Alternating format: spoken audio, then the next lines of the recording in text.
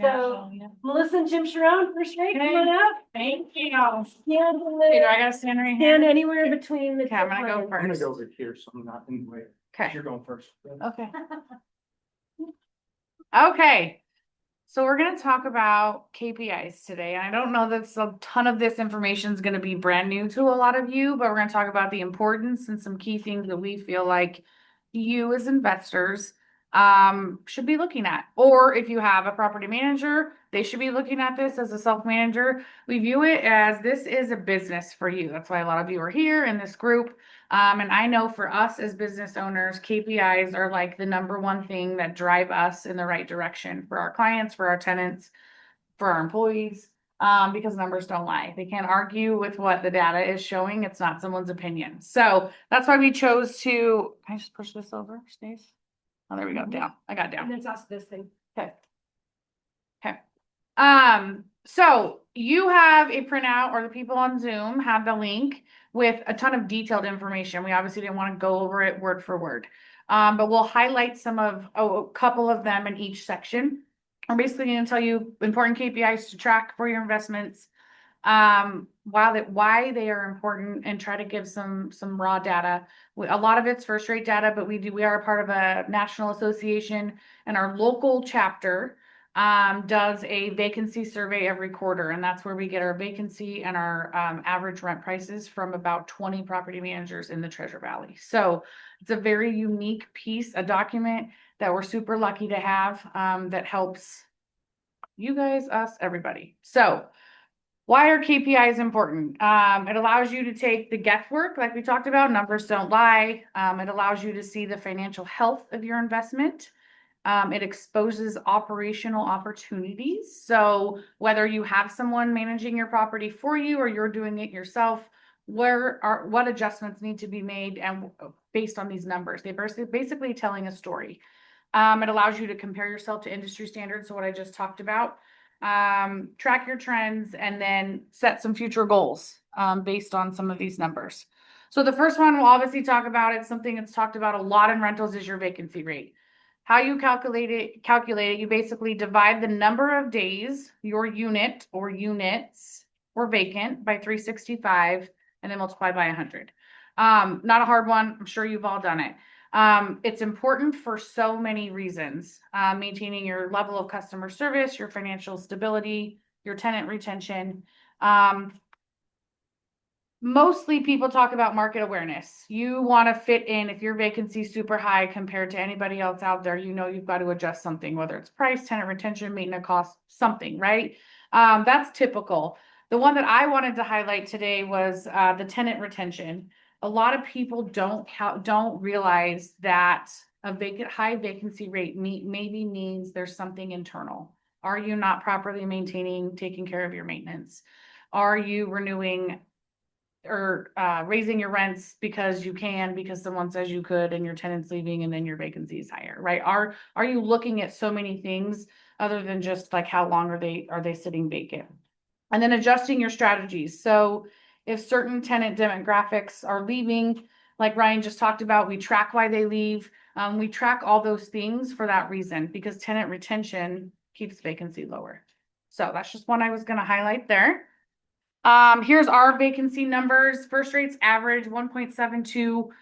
We are 1.94 year to date. So we'll keep tracking that. We've been tracking that for as long as I've been here, and it's been almost 16 years.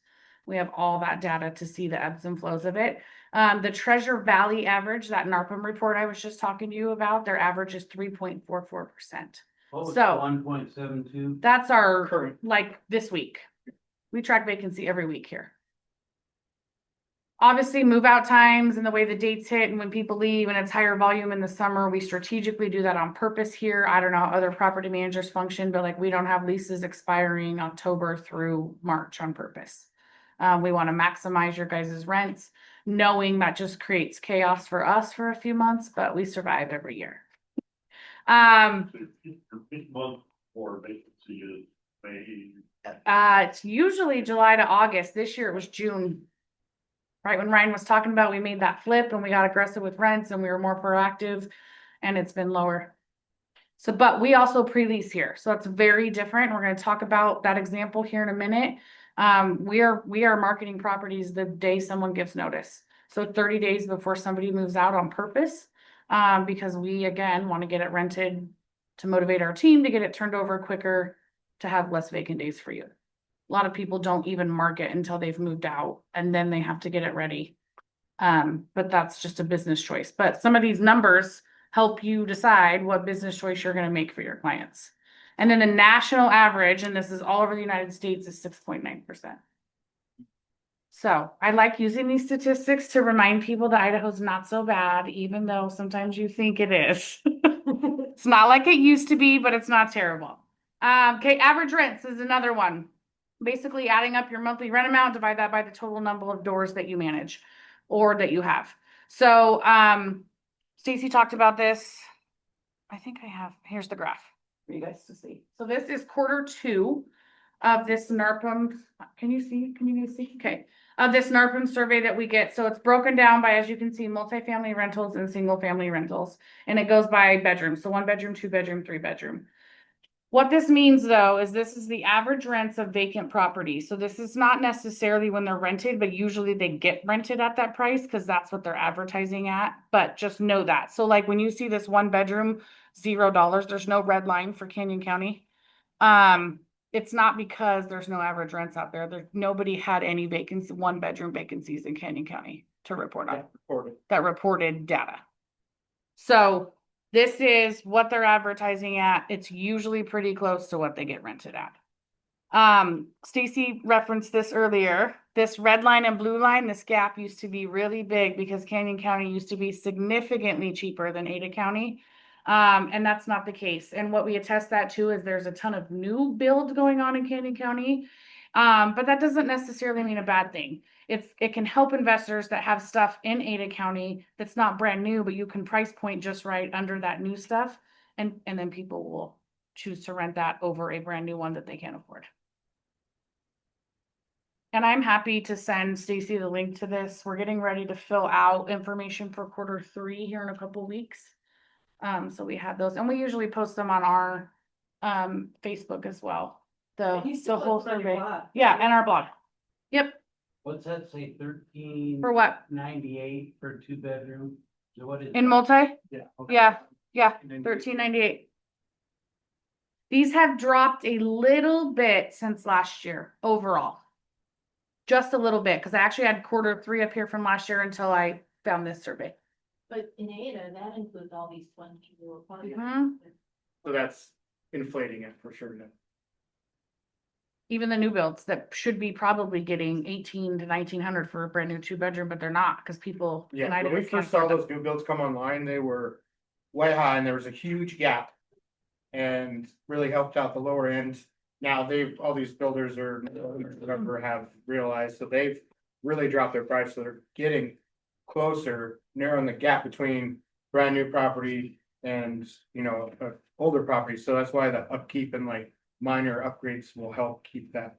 Keep us- Will that, some of these developers or owners, will that put them in financial problem or they find these places cash? And if they have trouble, do you know about it? I mean, I don't know that we know about it. I know that for a while there was a lot of big corporate institutional investors and or property management companies coming in and buying these types of stuff. And or people that applied for a permit, 3 years ago, and it's finally got done thinking they were gonna get in at the max and they didn't. They cannot be doing well. I mean, I'm not on the buying side, so I don't see those numbers, but based on the rents and I know what they go for, they cannot be performing. Some of the new builders. I mean- Really fancy off of them, keep very significant concessions, they, I don't. Mhm. Yeah. Well, so that says. Yeah. That's There's quite a few people, investors sitting on their land too, waiting for the cost to drop before they start to. They've owned it for a couple of years and just waiting it out. Yeah, how many bankers that would know that these people are in trouble that. Guys friends with, but. They're like hedge funds. Yeah, It's the investors in turn. Mm-hmm. They go in there and sell them the deal at 5%, right? Yeah. And then they lower the rents and they end up with 50%. mhm. Which is no good. Yeah, it is a lot of hedge fund though, it was the big thing. Okay, average days on market, another important one. Average days on market is your advertising days, so it's not that it sits vacant. Again, you talk about this in sales, it's a little bit higher, it is higher for us for sure, too. How you calculate it, you add up all the days of the units that were being advertised, and by the number of units you got rented. So the days that were market, so if you had one unit that was on there for 10 days, you only had one unit, your days on market would be 10 days when it got rented. And how we calculate that here is from the time we start advertising to the time we deactivate it, which to us is a signed lease or a contingent. To signed lease, so not move in, Correct. but then Yeah, that would be it starts before move out sometimes. Yes. Days on market, yeah, would be signed. Thank you. This is Yes. helpful. Days vacant. would- So we're gonna talk about days vacant, which is essentially your vacancy rate, but it factors this into it. And we're gonna get to that in just a minute. This is truly just how many days is it on the market from when you advertise it to when it's rented. It tells your story. Again, if priced right, which I think is on this next slide. We made sure to put that in there. We have some owners are like, nope, I gotta get this. We're like, okay, it's gonna sit for 60 days until you lower it to this. We see it, we know when we recommend and we provide you the data that we provide you every week, you should lower. So our first rates average days are 21. So still for us, aside from a few outliers, we've had some renos or some people that won't refuse to drop. So that lowers that, or that makes that go a little bit higher. But that number is rising. This is the highest I've seen. And again, and well, maybe when I first started working for First Rate. So 2010, 11. But at one point it was as low as like 12 days. So it is going up. It is taking longer. All the more reason why we believe in pre-leasing and starting to advertise it before they've moved out or vacant, because we're maximizing the days that it's vacant, for our investors. Well, I think I read, but fact check, we're now seeing a net decrease in population. Yep. Increase. Yep. Yeah. It was like so wild for so long that people are like, whoop, I don't wanna. Now, Mhm. the way that they measure it is one day. And the supply has definitely caught up with the demand. That gap has not closed, but it's far closer than it used to be just even a year or two ago.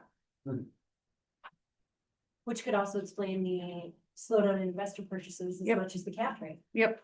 National average days on market is 40.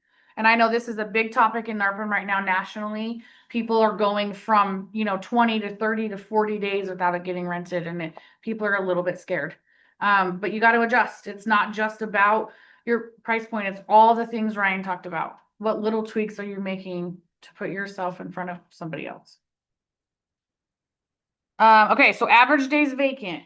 Essentially, this is your vacancy as well, but how we look at it is a more internal piece of our average days vacant to us is like, say it's re-rented. We started advertising on the 1st. We re-rented it on the 15th, so that would be 15 days it was advertised, but the tenant doesn't move out till the 30th. The average days vacant for that property really is the 5 to 7 days that it takes to get the turnover. So it essentially still is your vacancy rate, but what this number tells us, is do we need to dive into more operational issues of leasing timeline, turnover maintenance timeline, and where do we need to set those to try to reduce that for the tenant? So you calculate it the same way. Just because you're looking at, like, if you're not getting the turnover Yeah. done quickly, your days vacant are gonna go up even though you're released, even though it's already spoken for.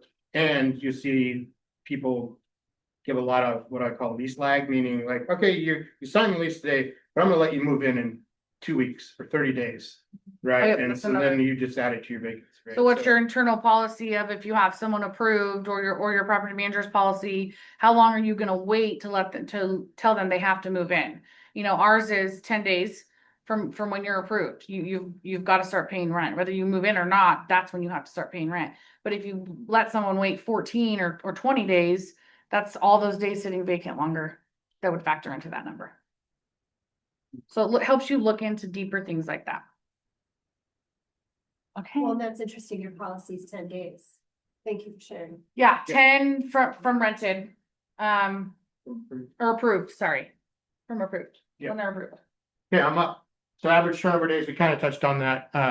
That's just how long it takes for once you get keys to get it inspected, get it turned over, whether it's, maintenance, upgrades, cleaning, the whole shebang. It's got to be ready for the next tenant. And that's an important piece on retention, not to dive too far off the topic, is make sure it's ready. The first thing you do if you move somebody in and there's a bunch of stuff not done and it forgot to clean it and carpet's not in, or like that starts them off on the wrong foot. So you've already given yourself a really good chance of a turnover come the end of the lease. So that's important, but the timeliness of it is huge. The down arrow. Down arrow. Okay. So quicker you can get that done, the better. But again, you don't want to rush it. Don't rush it. Then you start off on the wrong foot. So our average through August this year, yes. Is that business days? Business days, yes. So we average 6.1 business days. National average is 7 to 10. I couldn't get better data, more concise data than that. And that's business days as well. So, so depending on where it falls, and then 4th of July and holidays, that all obviously adds up. But the sooner you get those in, the better. And to Melissa's point is when you see your vacancy rate as a percentage, it's like 4%. That's pretty good compared. Well, when you look at the days vacant and you dissect the things that go into that, your days on market and your turnover days and your lease leg, if you're letting them have too many days to sign the contract or move on to the next applicant, that's where your days, you double your days. And I think average rent, you're probably looking about $60 a day in lost rent every day that you're vacant, give or take, depending on what you're paying or what your rents are. This obviously changes too, depending on your volume. For us in the summer, our months are definitely not 6.1 because we have as much as 40 turnovers happening at the same time. But we prioritize the ones that are rented first to get them in to help that. And then if they're not, if they're sitting, it's still vacant, but the turnover days aren't as crucial because it's not rented yet. Okay. And then I'm going to put a disclaimer. We're not real estate agents. We partner with Tony and Stacy on like some things that they thought were important for you to track as an investor on the real estate side of things. We have reporting capabilities, but as far as what we give our owners if they don't ask, it's just a monthly statement with their ins and their outs and expenses. But as far as like some of this higher level, we either give it on demand or some of our system doesn't have. It doesn't know like the property values and stuff like that. So this would be something for you to calculate as a owner investor on your own, whether you have property manager or not. Good chance they don't calculate this for you, but it's still something that. But they have the data for Yeah, you. we have the someone data. like Tony and CC to be able to But- track these metrics. So net operating income is one. NOI, probably heard that a lot. That's a big one. And how you calculate that, or that measures your how much profit a property generates after your operating expenses, but it's before your taxes, mortgage payments, and any capital expenditures, like roof replacement. Yeah, no, it includes taxes and insurance. It doesn't include your principal and interest. Gotcha. It doesn't include That's not on any there. loan pay down stuff. So Gotcha. that way You're it's right. not impacted whether you're a cash buyer versus a finance buyer. But it says but before taxes, but it does, NOI does include certain properties. Is that a That's a mistake? just an oops, yeah. Okay, so but it's before your mortgage It's Principal and before interest. Principal and interest. and capital expenditures. Yeah. Okay. So a lot of times that gets confusing because a lot of us have principal, interest, taxes and insurance in one. So the reason it excludes principal and interest is because that way and then taxes and insurance, it includes, good catch, Connie. And then capital costs, because they're not every year. So it's meant to be all the expenses that are normal in every year. Not that roof. You got it. It's good. It's good. Those taxes. Oh, yeah, unless you mean personal income tax. Right, we It can might. qualify which tax. Yeah, we can update that. Yeah, but personal income taxes would be included. So those provide you, all of these are going to provide you very similar, but financial clarity, help you with loan and investment decisions, operational insights, and how is your portfolio performing? Another one would be maintenance cost by percent of income. So you simply take your total maintenance costs and divide that by your gross rental income. And then multiply by 100 to get you a nice, good percentage. And those probably aren't pretty right now, No, but it's okay. And you It'll come have- around. Do you have stats on that? I know, Jerry. I I'm don't Tony's not here. have- we don't have Sometimes I'm the like, dude. stats on that. We What'd you probably guys- could if we have specific first rate stats on that, and I do not. Kind of my question. I mean. Yeah. It's definitely, that number is increasing for sure. We would have to, I don't know how we would do that unless our clients would let us share those numbers.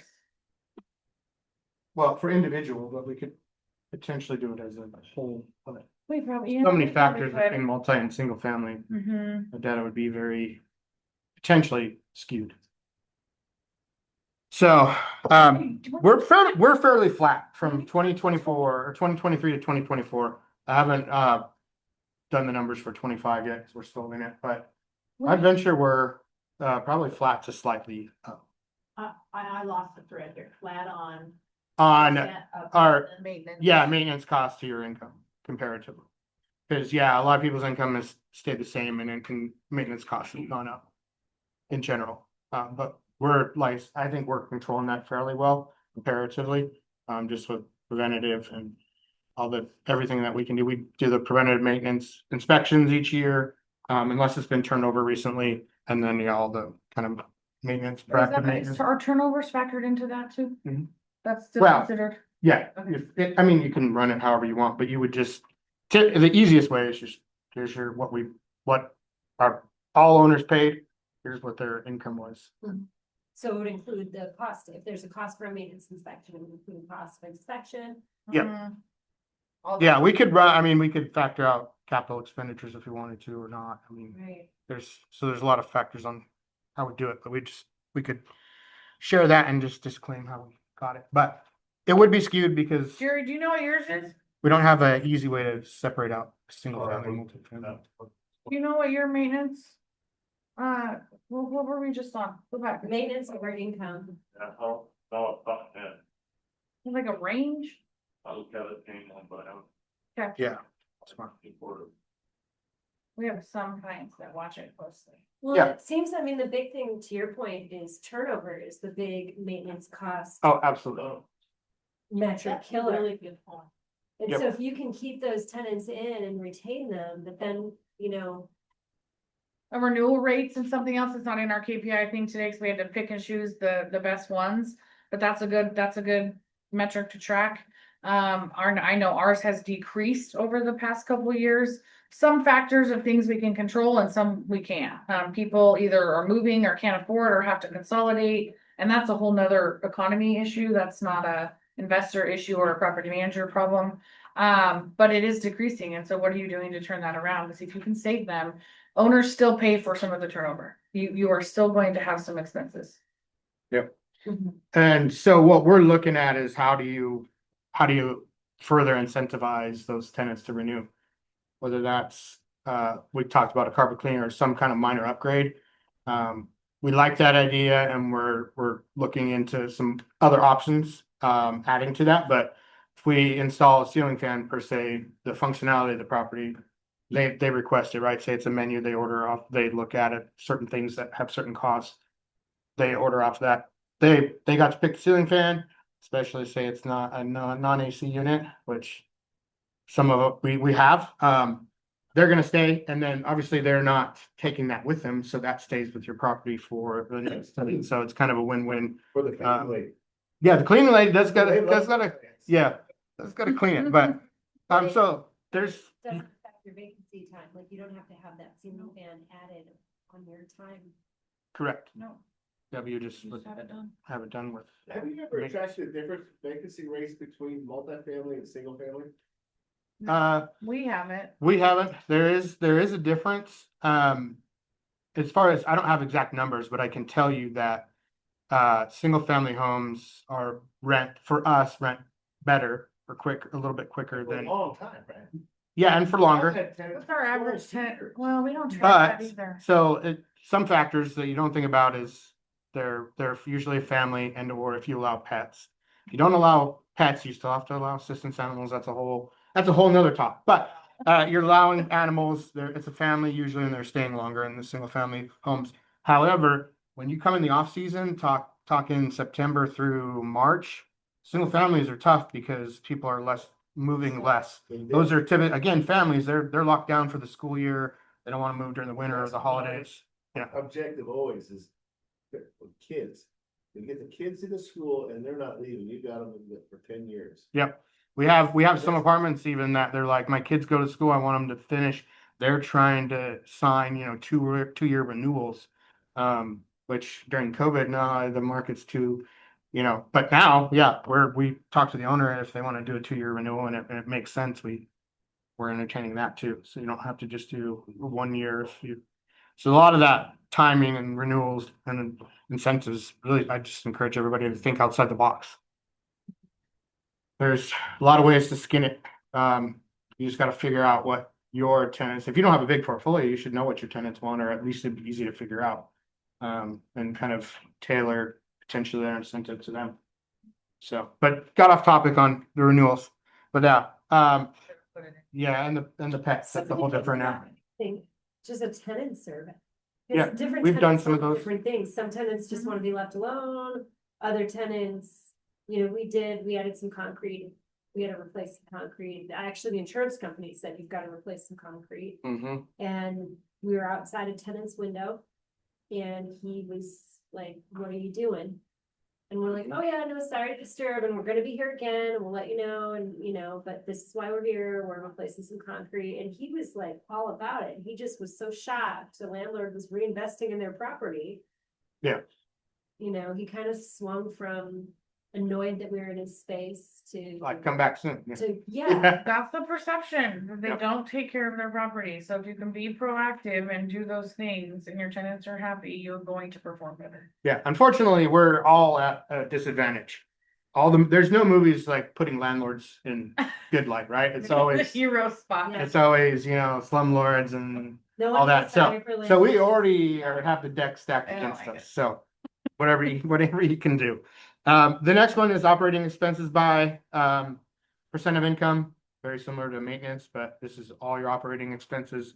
So you just take your total operating expenses and divide them by your gross rental income, and then again times it by 100, so you get a nice percentage number versus a decimal point.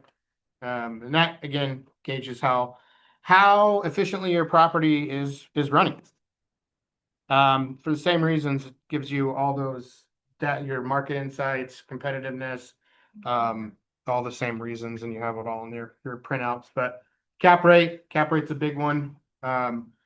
That's yeah, and so that's just dividing your net operating income by your property value, and then again multiply that by 100 to get your decimal out of the way. And we're seeing those be pretty skinny. So hopefully reducing your vacancy and maintaining your expenses and all that stuff will help shrink that a little, or increase that, I should say. So again, that's it really just gives you all you need to know about your property, and then like if you're looking to subtract to your portfolio, are you wanting to hold or sell?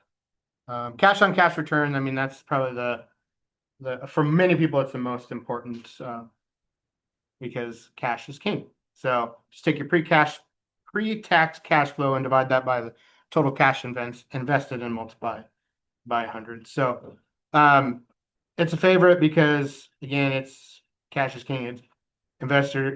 People love it because it focuses on real spendable money and not just paper value or your appreciation, which is important, but some people want to know. So What do you think about return on equity as another factor that's worth looking into? I mean, yeah, so for us, we have probably 40 different KPIs. So we just picked the best or what we thought was the most common or the easiest snapshot, but it is a good one and you should factor in that. But yeah, so I would suggest, like, if you don't track anything, start small, start with a handful And then as you grow comfortable, or you start like looking at your numbers and like, why is this way? Then I would suggest adding more to you, so you have kind of a full background on it. So when we started, we had 10, and I think now we have about 40 KPIs. Some we just have internally, some the whole team gets. So it Some just are for our depends. business, some are for investor focus that we know our clients are wanting. Some Some, are for us to make employee Yeah. decisions or those types of things, so. They also have like softwares out there now too that help with this, right? Blanket and Mhm. there's a couple investment software that you can throw your data and shoot out numbers. yeah, Okay, that's really all we had. So just kind of wrap it up, KPIs really tell a story. They paint the real picture for you. So our advice is take the time to track what makes sense for you. Like Jim said, don't go crazy. But every time there's a problem, there's usually a number you can track to try to help you solve it. So figure out what that is. Be willing to take the necessary actions when you do track them. If you track them and spend all this time doing it and then do nothing about it, you're wasting your time, your energy, whatever. Your time is money, even though people think that, oh, I can do it myself. You're still worth something. And then use these KPIs to really forecast your investment future. So what's your story look like in your portfolio, and how are you going to change that going forward? yeah. This takes away maybe going with your gut, which I'm not saying anybody has bad gut telling them what to do or not to do, but this maybe if you're on the fence, the numbers, it's like we let off with, don't lie, and Mhm. let them lead you versus kind of your feelings or gut feelings. Do we have any other questions? No, we kind of talked about it. While you guys generate some questions, I'm gonna pop up, and you just did an amazing recap, Melissa. I love that. I'm gonna do it with you. So think about your questions, y'all. Come on in uncomfortably close, both of you, right here. We gotta hang out with the Yeah. people. Yeah. What are the typical maintenance costs you see? Wait, hold on. We gotta do a thing. Hold that thought. We're gonna do Hold the, that thought. we cannot stand this close for very long. What's your question? Avid investors, we have Melissa Sharone and Jim Sharone from First Rate Property Management here. They have given us their KPIs, which stands for Key performance indicators. they've let us know what they track and why, and that the numbers tell an important story. Sir. What they said was vacancy rate is the big deal. It's a big deal. It comes in the form of days on market, which is the days it's actively being marketed, whether it's actually empty or whether you're pre-leasing, which sure helps curb actual days vacant, which is the other thing they monitor. How many days were you literally losing rent while paying other expenses? And that's the number one issue they covered, probably the number one thing to make sure you're watching. And to curb it, tenant retention and your renewal rate are two things you can watch. Tenant retention affects your vacancy and keeps it down. And as part of your renewal rate, timing your leases to match the school year is a recurring theme we've heard here, both from Melissa and Jim, as well as from some avid investors in the room. Rents, obviously we look at what to re-rent our place for, but do you look at it when it's coming up for a renewal? Your tenants do. As Ryan said, it's 2025. Everybody knows what everybody's paying. It's all available on the internet. And so monitor that market since your tenants do. And if you're wondering how you compare, if it's not getting activity while you're on the market, that's a good way of realizing you're rented too high. But 21 days on market being actively advertised between the day it's posted to the day you sign a lease is what First Rate is seeing versus 40 nationwide. So Idaho's not that bad. And mind your lease lag, that time you give tenants to move in after they've signed the lease. I like it that First Rate actually has a procedure on that. Not surprised, that's 10 days. Don't let it go too long. For turnover days, they're at 6.1 business days. That super helps your vacancy. In order to hit 6.1, you really got to plan your maintenance in advance. So if you know somebody's moving out and you know you're going to need carpet, that you have to be really Johnny on the spot or Jim on the spot to. We are lucky with some vendors that can do next day jobs, a lot of stuff. Painters are not next day, but we can usually get them in a couple, 3 days. Flooring, we can usually do next day. Some days, sometimes same day, sometimes 2 days, but so it's just, you gotta have the right I guess bench of players on your vendors. Yeah. And those, obviously, we have an advantage with the quantity, like, we're gonna get vendors to do a little bit more when they're getting a ton of work. Economies of scale. Yeah. Take advantage of the economies of scale that First Rate can offer with their vendor negotiations, or if you have a large portfolio, take advantage of your own economies of scale with strong vendor relationships. But that was another thing I had noticed, that you guys do a great job taking advantage of your economies of scale to the point where you've kept maintenance costs fairly flat despite the overall trend in rising maintenance costs by leveraging that, and that's brilliant. So like Melissa says, the numbers don't lie. So if you want to know how you're doing compared to the market, look at your numbers. Thank you, Melissa. Thank you, Yeah, Jim. And thank you, First Rate, for always hosting AVID Investors Club. This was great.